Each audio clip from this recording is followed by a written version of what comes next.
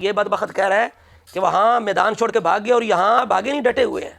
رہبر و پیشوا شہید ہو گئے۔ جنگ احد میں پیشوا کی شہادت کی خبر فقط اڑی تھی اور لوگوں نے میدان چھوڑ دیا۔ یہاں تو رہبر کا جنازہ پڑا ہوا ہے اور امت میدان سے بھاگی نہیں ہے۔ میدان چھوڑ کے بھاگے، لعنت اللہ علی الکاذبین۔ کیا رسول اللہ کو چھوڑ کے بھاگے تھے؟ کیا سارے میدان چھوڑ کے گئے تھے؟ چند کے قدم اکھڑے، اس کو بھی اللہ نے معاف کر دیا۔ یہ نہیں کہ سب چھوڑ کے بھاگے تھے۔ کتنا بڑا جھوٹ ہے، کتنا بڑا الزام ہے نبی پاک کی تربیت پر، تمام صحابہ پر۔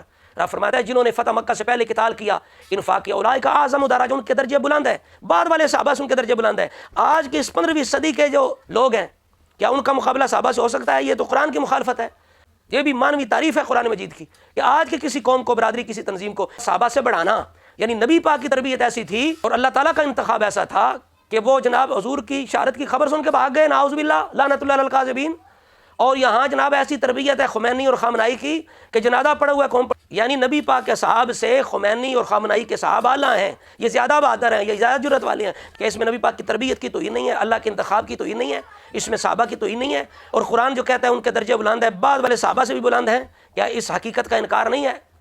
پتہ تب چلتا ہے جب سروں پہ تلواریں پڑیں، جب محفوظ جگہ بندہ لے کے بیٹھا ہو، اسے کیا پتہ ہے کہ وہ میدان جنگ میں تلوار، تیروں، نیزوں کے ساتھ جنگ کرنا کیا تھا۔